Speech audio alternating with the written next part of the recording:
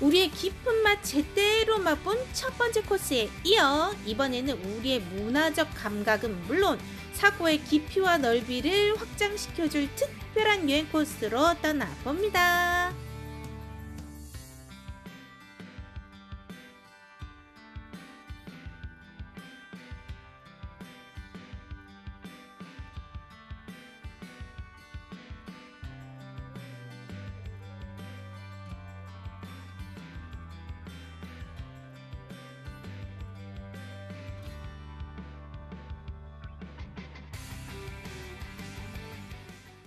그야말로 날이면 날마다 찾아오는 것이 아닙니다. 2년 만에 열린 광주 비엔날레가 시작되었습니다. 안녕하세요, 선생님. 반갑습니다. 1년 아니죠, 2년 만에 다시 돌아왔죠. 네. 몇 회째인가요? 올해가 14번째인데요. 근데 혹시 비엔날레 하면 무슨 뜻인지 아시죠? 비엔날레 뭔가 2년마다. 네, 2년. 아, 진짜요? 네. 어느 나라 말이에요? 이탈리아어인데요. 아. 사실 광주에서는 2년마다라는 비엔날레가 매년 열리고 있죠. 아, 그래요? 아, 그렇군요. 그 이유는 네. 지금 올해 14회 광주 비엔날레가 사실은 2022년 짝수인해 가을에 열려야 할 비엔날레가 코로나 때문에 연기가 돼서 올 봄에 진행이 되는 거고요. 네. 그리고 올 가을, 홀수인 가을에는 광주 디자인 비엔날레가 열립니다. 그래서 광주에서는 짝수인해에는 현대미술 비엔날레가 열리고 홀수인해에는 광주 디자인 비엔날레가 열리고 이처럼 매년 비엔날레가 열리는 것처럼 열립니다. 아, 원래는 2년씩이 맞는데 네. 콩짝콩짝이 그렇죠. 짝콜짝 이렇게 돌아가면서 열려서 매년 진행이 되고 있는 거군요. 올해의 특징, 또 어떤 테마와 어떤 주제를 갖고 오늘 전시가 되고 있나요? 올해 이제 14회 광주 비엔날레는 주제가 물처럼 부드럽고 여리게라는 주제예요. 그래서 선생님이 너무 이렇게 부드럽고 여리시고 온화하시고 이런 선생님이신 거군요. 칭찬해 주셔서 감사합니다. 네. 올해 주제는 노자의 도덕경에서 가지고 온 것인데요. 유약어수라는 말을 한글로 풀어 쓴 것이에요. 그럼 특별히 이렇게 뭔가 물처럼 부드럽게 이런 주제로 한 이유는 무엇인가요? 저희가 코로나를 겪고 난 이후에 네. 우리 지구상의 모든 문제는 얽혀 있는데 그쵸? 그게 공격적인 힘보다는 부드럽고 약해 보이는 힘이 오히려 더 역설적으로 강할 수 있음을 보여주는 전시라고 이해하시면 되겠습니다. 맞아요. 코로나 기간 동안에 진짜 생존 본능, 이거를 살아남아야 된다, 뭔가 이런 그런 뭔가 간뜩 이렇게 긴장이 돼 있어서 이분들 표정 보세요. 다 썩나 있어요. 이렇게. 얼마요? 지금 표정들이 지금 이렇게 인생에 이게 쪄들어가지고 이렇게 하는 건 썩나 있는데 이런 마음을 잠시 내려놓고 이 작품 속으로 같이 이렇게 물결과 같이 이렇게 흘러 들어가서 이렇게 융화가 되라, 뭔가 이런 뜻 아니겠습니까? 정확히 알고 정답. 계시네요.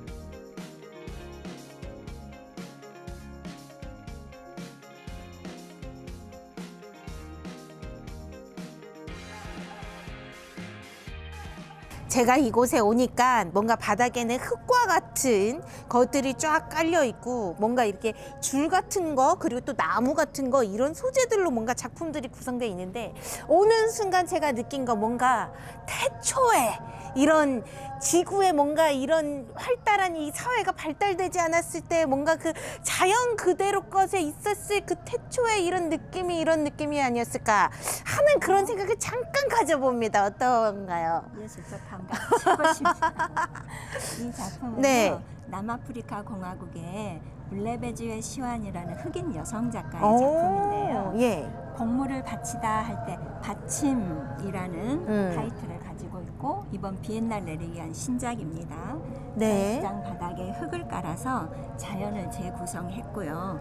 방금 이야기하신 것처럼 마치 숲 같기도 하고 밀림처럼 보이기도 하고 또 어떤 분은 우리의 성황당 같다 하는 느낌도 받으신 건데요. 네. 블레베지의 시완이는 영적 치유자이면서 예술가예요. 이곳에 오니까요. 뭔가 이 남아공에서 온 작품이라고 해서 그런지 뭔가 이런 아프리카의 그런 소리 이런 사운드도 나고 딱 이런 분위기 나면서 뭔가 이런 그 대지의 한가운데 있는 느낌인데 집중이 잘 돼요. 제가 저 어렸을 때 집중 스퀘어라고 막 이렇게 또 이렇게 소리 나는 공부 집중력 향상시키는 그거 한참 유행이었거든요. 그거 해도 제가 공부 집중력이 안 들었는데 이러한 분위기였으면 제가 집중해가지고 이미 스카이 대학을 갔었을 것 같은 뭔가 고요한 내면으로 이렇게 들어가는 그런 집중하게 된 그런 힘이 느껴집니다. 여기서는 예. 우리가 자연을 개발의 대상으로 바라보지 말고 네. 우리와 함께 조화를 이루어 보자 하는 메시지가 담겨 있어요. 그래서 자연과 함께 하자는 메시지이기 때문에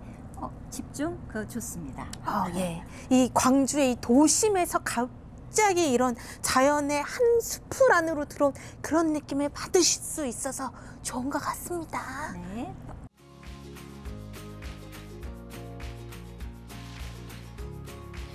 이번 비엔날레에는 전 세계에서 무려 80여 명에 이르는 작가가 참여했다고 하는데요. 기존 작품들 외에 40여 명의 작가가 선보이는 신작들도 감상할 수 있습니다. 2년마다 광주에 올 이유 충분하죠. 무엇보다 작품마다 담고 있는 의미들이 그냥 지나칠 수 없게 하는데요. 제대로 감상하려면 도슨트 투어를 추천합니다.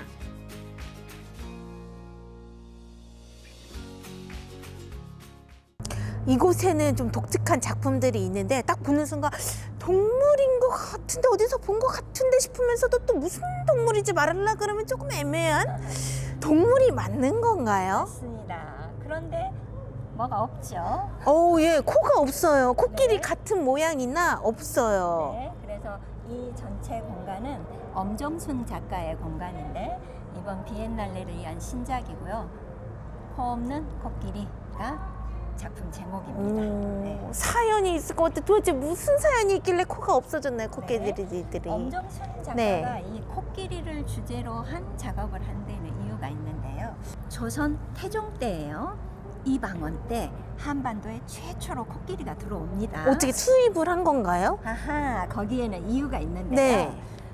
일본이 인도네시아로부터 회색 코끼리를 조공으로 받았는데 이게 영 마음에 들지가 않았어요. 그래서 우리 한반도 조선 땅에 코끼리를 보내면서 너희들이 가지고 있는 고려 대장경 판본을 달라 해서 한반도에 코끼리가 들어옵니다. 그런데 이 코끼리를 구경 나온 관료를 밟아 죽이는 사고를 쳐요. 코끼리가요? 그럼요. 그래서 졸지에 살인마가 돼버린 거죠. 이 살인마가 된 코끼리를 전라도를 헤매고 경상도 충청도까지 헤매요.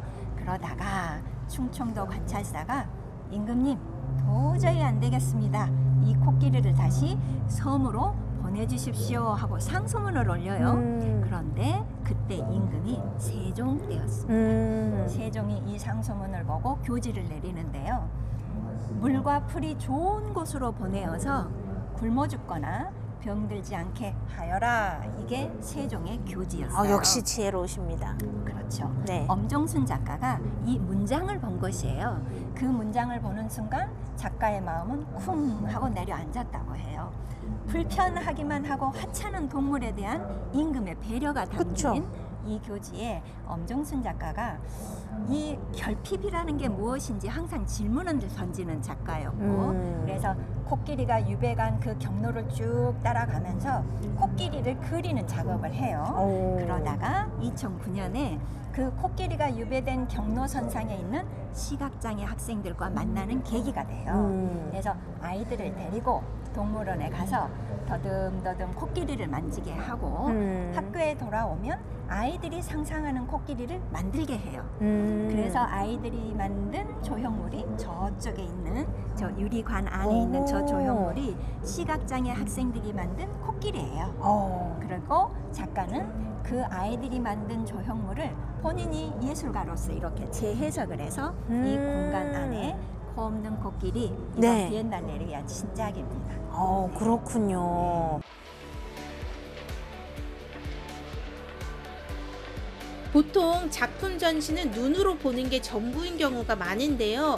2년마다 찾아오는 이 전시회는 내용도 특별합니다. 만져보고 제작해보고 설치된 작품들 중에는 관객 참여 프로그램도 마련되어 있다는 말씀이지요. 다음 전시회는 또 어떤 주제, 어느 작가들과 함께 하게 될지 기대되네요. 이곳은 뭔가 우리네 동양화의 수묵화 같은 느낌이 나기도 하고요. 제가 봤을 때 뭔가 이 구름에 그리운 달빛, 아니면 여기는 뭔가 첩첩산 중에 안개 낀 그 첩첩산 중 우리 그 팔도 그 무슨 대간이야, 백두대간을 또 나타낸 것 같기도 하고, 저의 생각은 뭐 그렇습니다만 작가의 의도는 무엇일까요? 네. 한지를 태워서 작업을 하는 작가로 세계적인 작가입니다. 그러면 그게 뭔가 이렇게 탄 젤을 갖다가 한 건가요? 그럼 제가 이야기를 해볼게요. 네. 자, 이 작품은 페이징이라는 작품인데요. 자, 앞면에 한지를 쫙 펼쳐놓고 먼저 그 먹물의 농도를 달리해서 그림을 그려요. 네. 그리고 그 한지 아래 뒷면에서 촛불로 그 그림을 그린 흔적을 따라 그을리기도 하고 뒷면에서 촛불로 이렇게 구멍을 뚫기도 해요. 예. 그리고 그 위에 다시 한지를 덮어 씌운다든지 다시 먹물의 농도를 달리해서 그림을 그리는 거예요. 그래서 페이징, 위상 조정, 그러니까 위치를 조정한다라는 뜻으로 다시 한번 감상을 해보세요. 선생님 말씀대로 이렇게 태운 자국들이 있네요. 여러분, 광주 비엔날레에서 세계적 거장들의 작품, 그리고 또 우리나라에 있는 수많은 유명한 작품들을 만날 수 있어서 눈으로 직접 보고 또 만질 수 있는 그런 현장입니다. 서프라이즈 트립 두 번째 광주 비엔날레였습니다.